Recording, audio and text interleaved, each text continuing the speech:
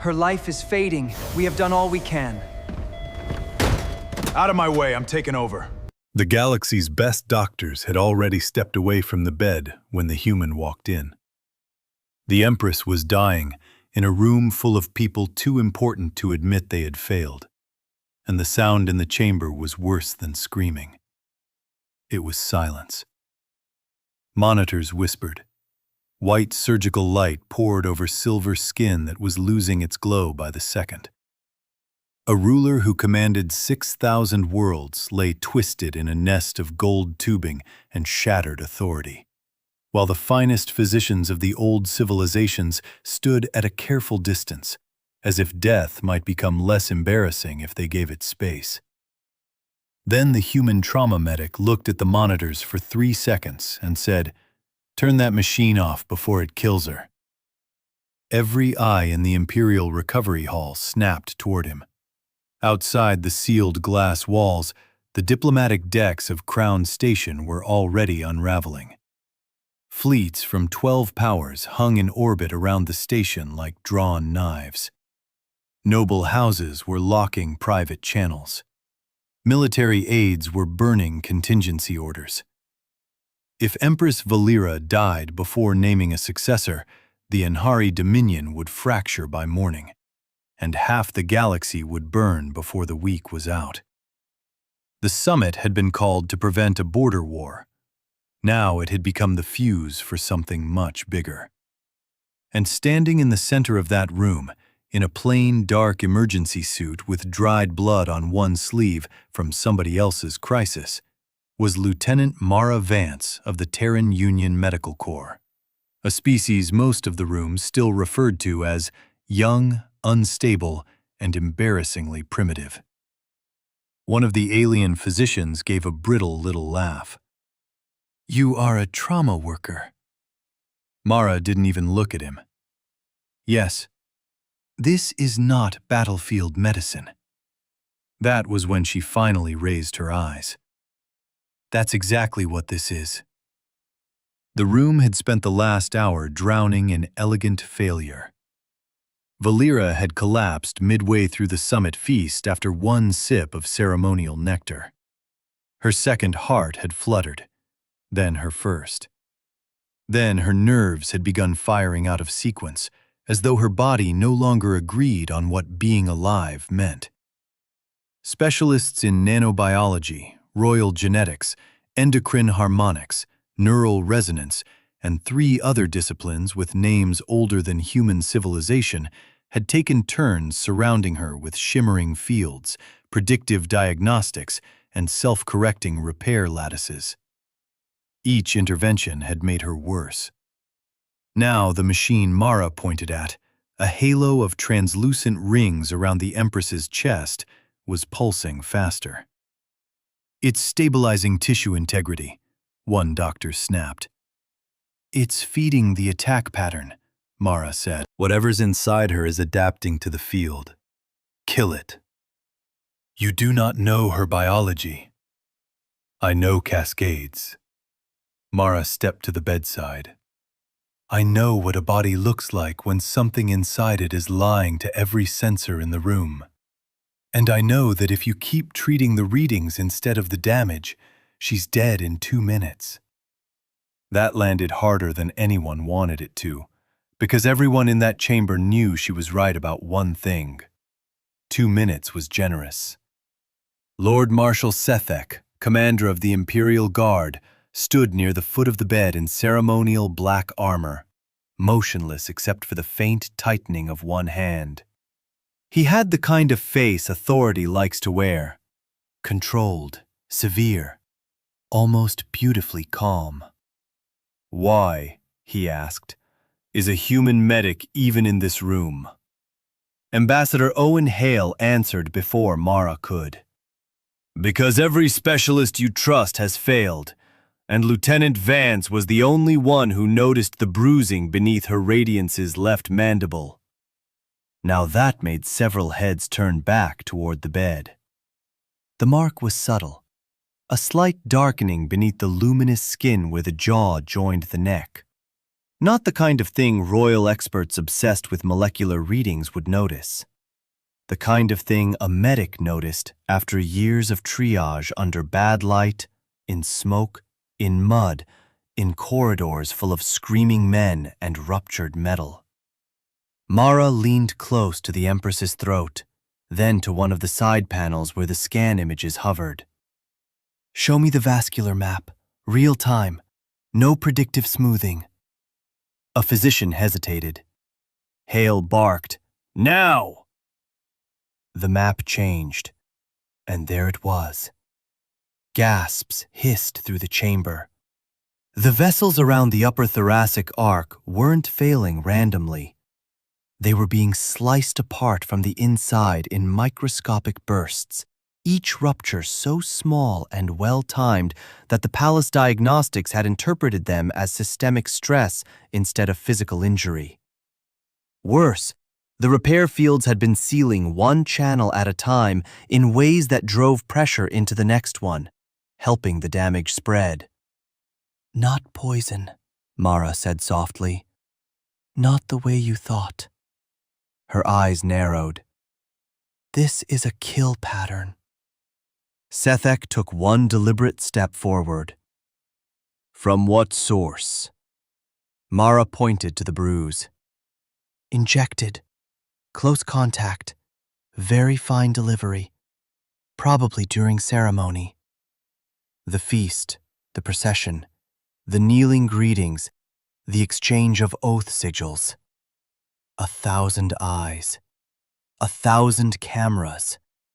Security beyond imagination. And still someone had touched the Empress long enough to murder her. The room changed then. Not emotionally, structurally. Fear became political. Physicians became witnesses. Courtiers at the glass walls suddenly found reasons to check their implants. Officers on the edges began taking silent instructions. Because if this had been done in the heart of the summit, under full guard, then this was not merely an attack. It was a coup already in progress. Mara set her medcase on the bed and snapped it open. Inside were tools so brutally simple compared to the royal equipment around her that several people actually recoiled. Physical clamps, manual injectors, pressure foam, portable hemofilters, things built for ugly places where power failed and bodies came apart anyway. A senior court physician looked offended. "You cannot possibly intend to open her." Mara met his stare. "I intend to keep her alive." "You would cut into the living body of the Empress of Nar?" "If I don't, you'll be embalming her." For one tight second, nobody moved. Then Valera's right arm jerked against the restraints as a tremor hit her entire frame. One of the monitors screamed a descending tone. Her blood oxygen plunged. The second heart skipped twice. Mara slapped her hand onto the bed rail. "Make the decision." Ambassador Hale looked at Sethek. Sethek looked at the dying Empress. And because tyrants, traitors, loyalists, and opportunists all understand timing, he gave a tiny nod. "Proceed," he said.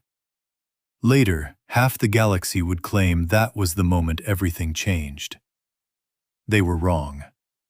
The moment everything changed came 13 seconds later, when Mara turned off every elegant machine in the room, drove her gloved fingers into the Empress's chest pedals to force access, and said in a voice as flat as vacuum, "Now nobody touches my patient unless I tell them to." The first flood of silver blood shocked the room. It wasn't supposed to look like that. Imperial anatomy was supposed to be precise, controlled, almost ceremonial in its beauty. But blood under pressure is honest in every species. It came hot and fast and desperate, splashing gold flooring and sterile light alike. Several noble attendants stumbled back in horror. One physician cursed aloud. Another fainted outright. Mara didn't blink. "Compression here," she snapped, seizing the wrist of the nearest doctor and planting his hand where she needed it. "You, prep cold saline.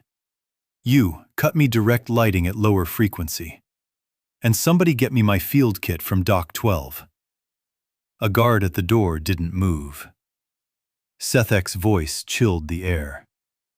"Doc 12 is under Imperial seal." Mara looked up slowly. "My surgical pack is in that shuttle. It is now evidence in an assassination attempt." For the first time, anger broke through her control. "My people have 3 critical patients on that shuttle. Then they will remain where they are until security has finished its review." Hale stared at him. "You're detaining marked medical personnel in the middle of a regicide investigation?" "I am securing the scene." Mara didn't waste another second on him. She had already found the first tear, and now she saw the real horror. Something glass-thin and almost invisible was moving through the Empress's vessels. A swarm of filament shards, not alive, not mechanical in the usual sense, but responsive, adjusting every time the body tried to correct itself. It had been designed to look like failure. It had been designed by someone who knew exactly how Imperial medicine would respond. "Of course," Mara muttered. "They didn't poison her. They weaponized your arrogance." She reached deeper, clamped one ruptured channel, then another. Valera spasmed. The line on the monitor staggered and almost flattened. "Stay with me," Mara said, though the Empress was unconscious. "You don't get to leave yet." Outside the operating hall, the station's political decks were already convulsing. Leaks spread faster than light once fear got hold of them. The Empress was dead. The Empress was dying. The human delegation had been caught near the medical deck. The assassination weapon was Terran. The humans had attacked the throne. The throne had attacked the humans. Half the rumors contradicted the others. All of them were dangerous.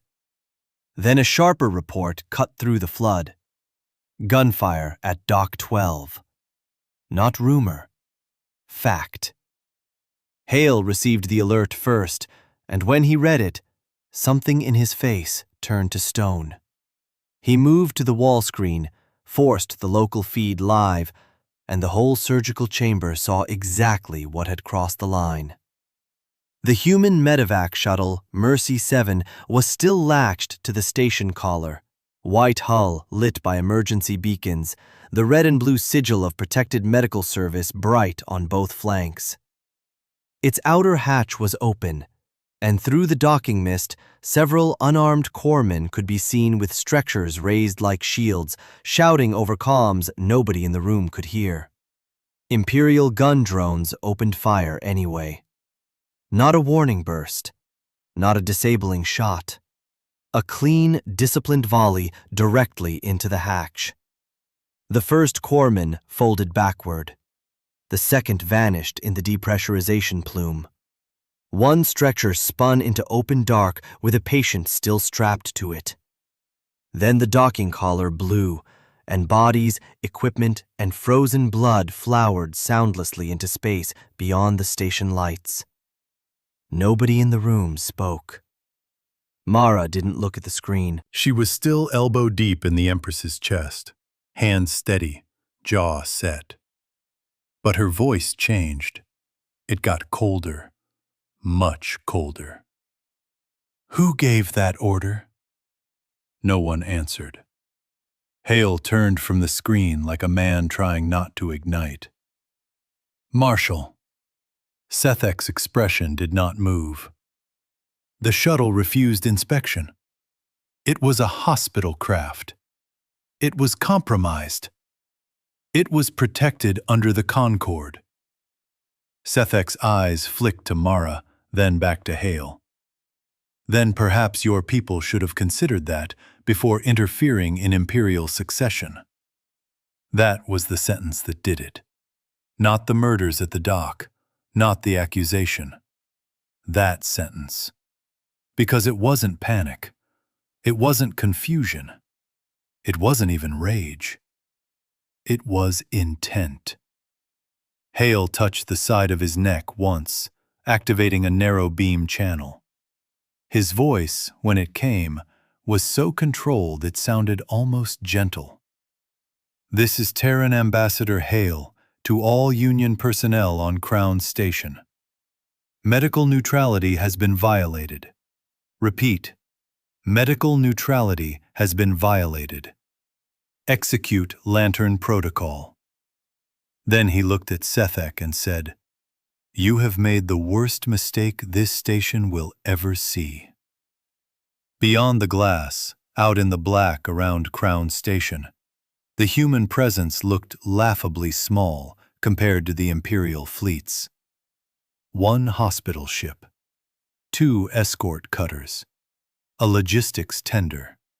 That was what most observers believed, because that was what humanity had declared. Relief vessels, diplomatic support, emergency extraction if talks failed.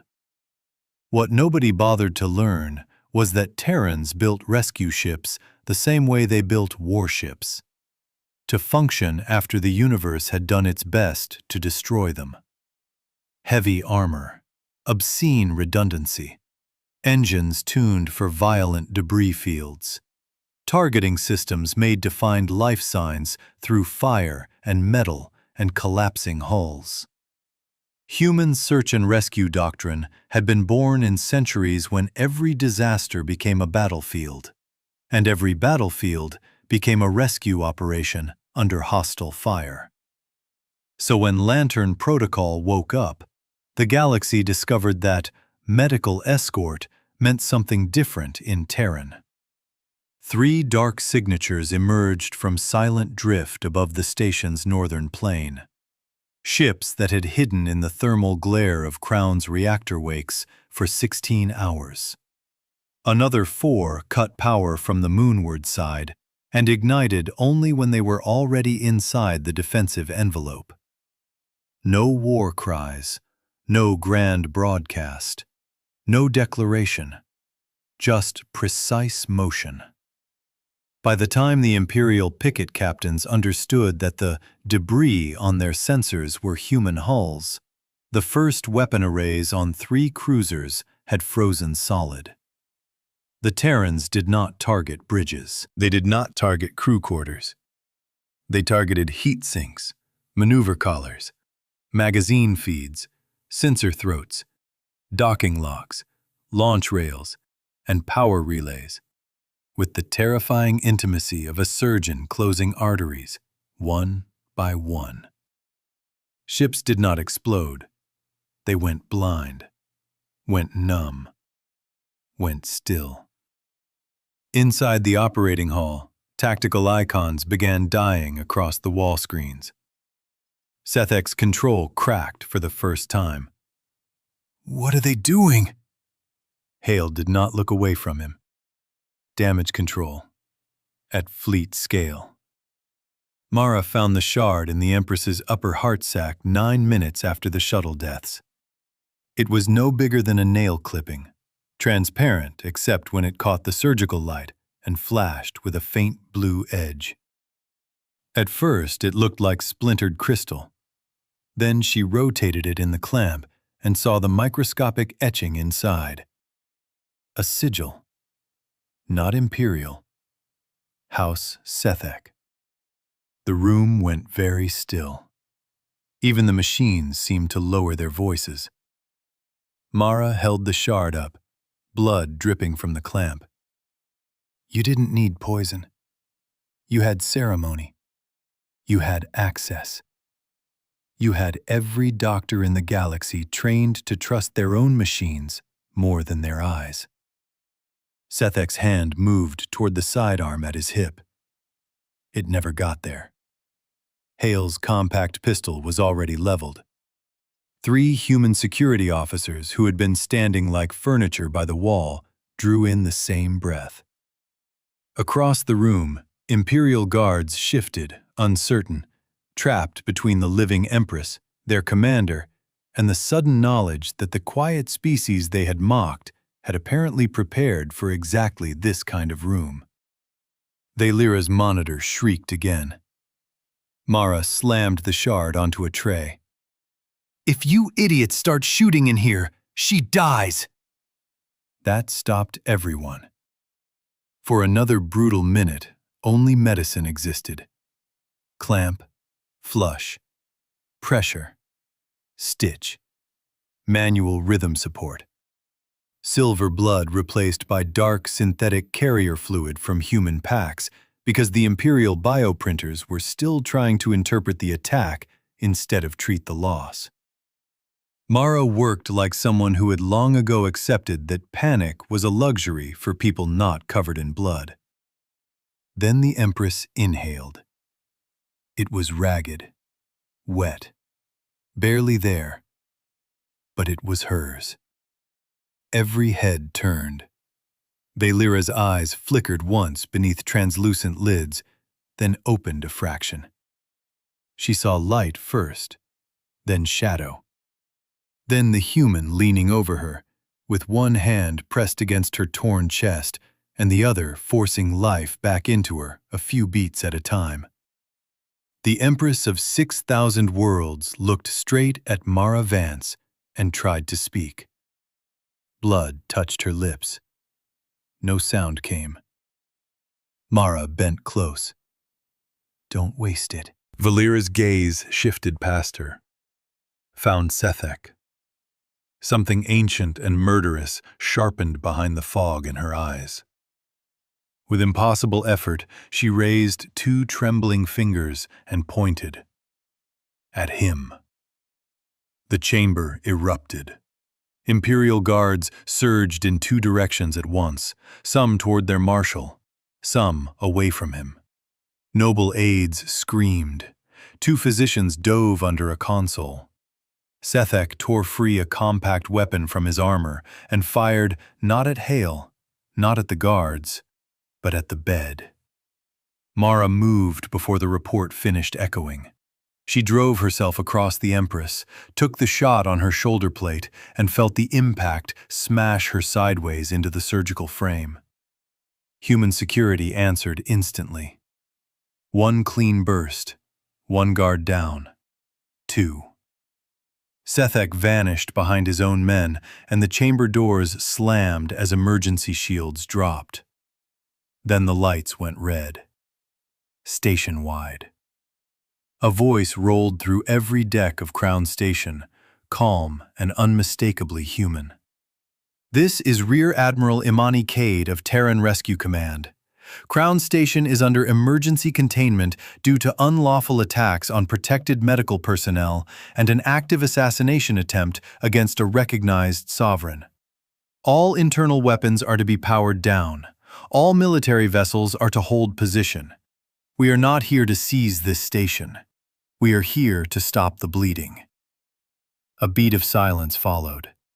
Then every Imperial warship captain who ignored that order lost helm control within 30 seconds. Sethek ran for the throne chamber because coups, once exposed, survive only by speed. He had already seeded the station with loyalists. He had already prepared the succession script. He had already transmitted a preliminary death notice to half the Dominion under forged medical verification. Even now, his allies in orbit were trying to break formation and push toward the central docking spine, betting that the humans would hesitate to fire inside a diplomatic zone.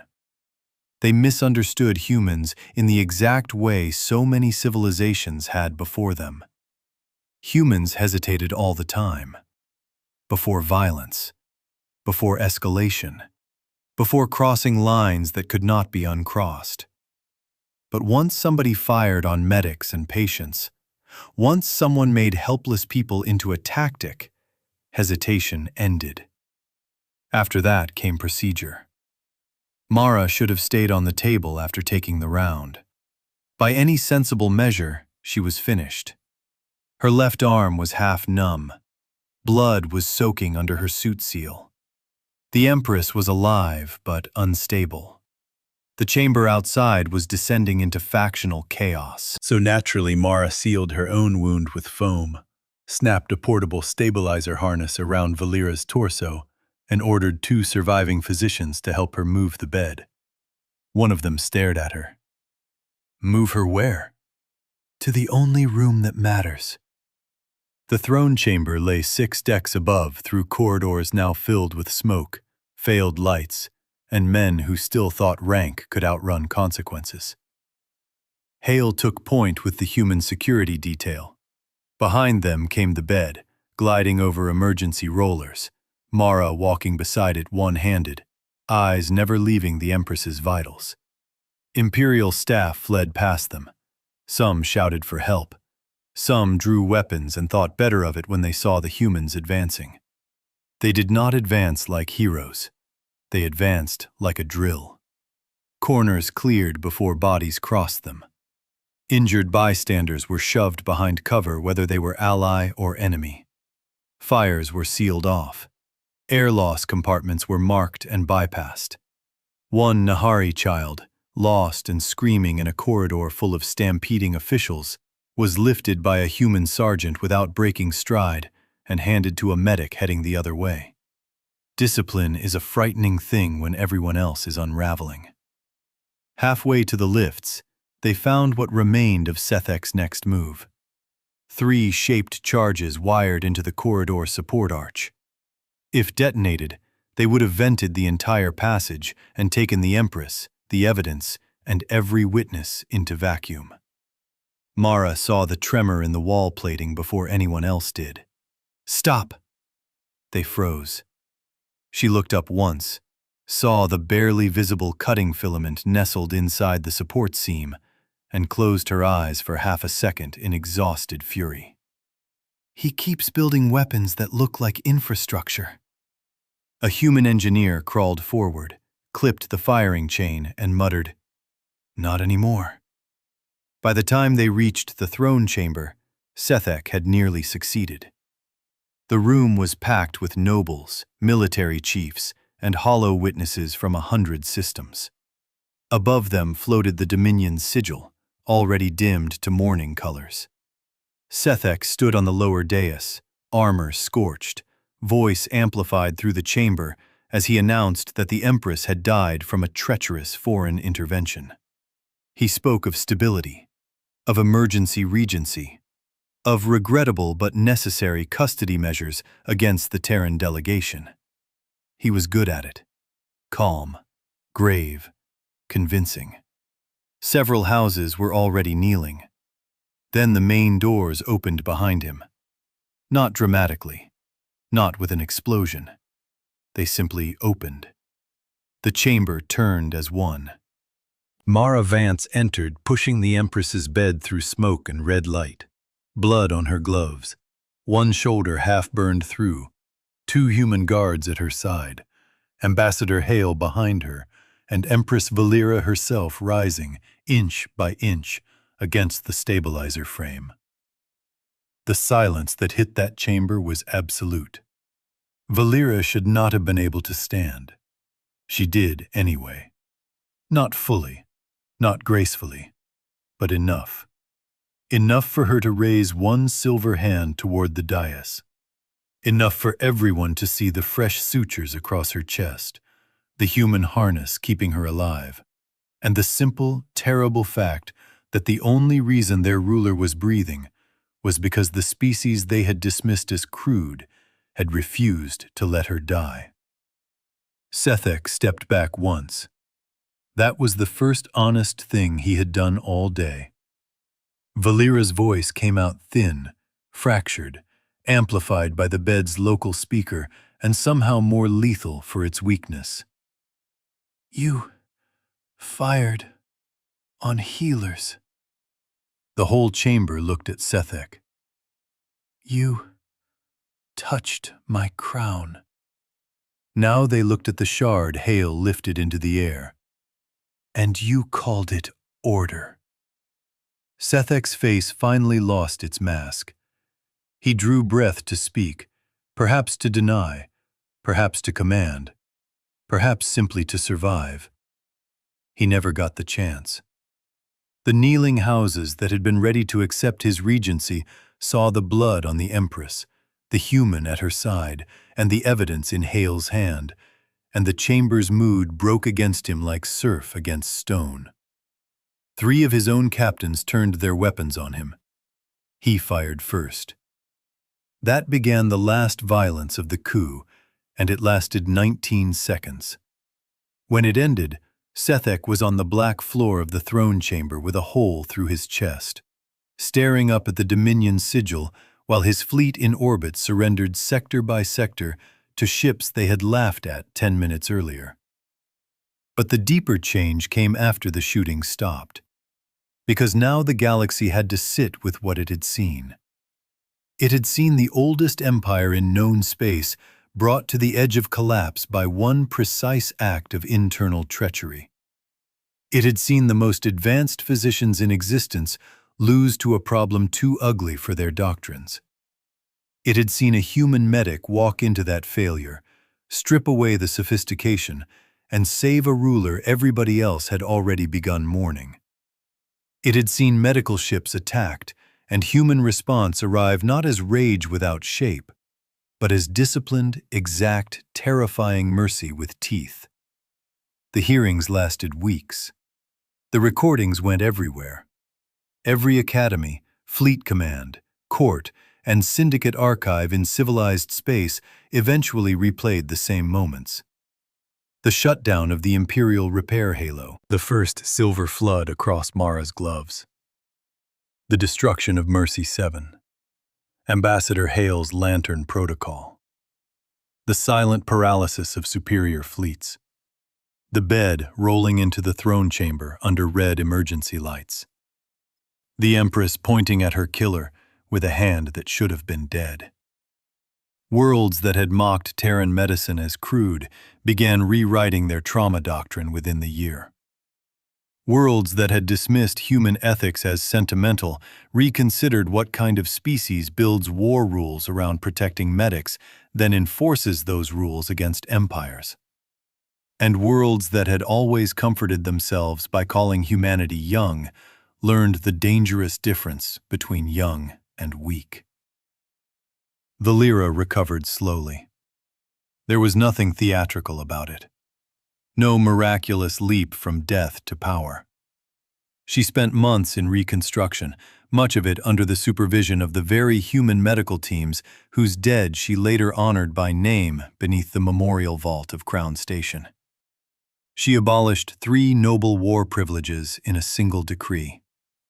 She codified protected status for medical craft across Dominion law under penalty of total military reprisal. She opened the summit records in full, even the humiliating parts, because secrets had nearly killed her more efficiently than any weapon. When Mara Vance was finally summoned to the restored Imperial Court, she arrived in a fresh uniform with the same plain expression she had worn in the operating hall.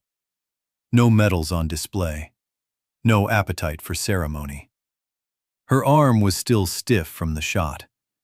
The whole chamber watched her as if trying to decide whether she was a healer, a soldier, or something more unsettling than either. Valera, still pale but unbroken, studied her from the throne and asked the question half the galaxy wanted answered. "Why did you keep fighting for me, after my guard murdered your people?" Mara took a breath. "Because they were my people," she said. "And you were my patient." The court did not move. Mara's eyes hardened just a fraction. "But understand this, Your Radiance. We came to save lives. We will always come to save lives. If anyone mistakes that for softness again, the lesson will be shorter next time." Nobody laughed. Nobody ever laughed at human medics again. In the years that followed, a saying spread through fleet channels and diplomatic schools, usually in a low voice and never as a joke. It was repeated by officers who had seen human rescue ships slide through minefields. by ambassadors who had watched Terrans remain polite through insults that would have triggered wars in older species, by surgeons who had learned to put down their elegant tools and use their hands when everything started coming apart. Humans, they said, were the only species in the galaxy insane enough to build an entire moral code around running toward the dying. And that was exactly why you should fear the moment they stopped asking and started intervening. Because once humanity decided something still had a chance to live, they became impossible to move. And if you were the thing killing it, they became impossible to survive. The official inscription placed beneath the restored docking ring where Mercy 7 was destroyed was approved by Empress Valera herself. It was translated into 900 languages, taught in military law, and engraved on the bulkheads of every new Nari hospital vessel launched after the coup. It read, simply, "Never mistake the hands that stop death for harmless hands."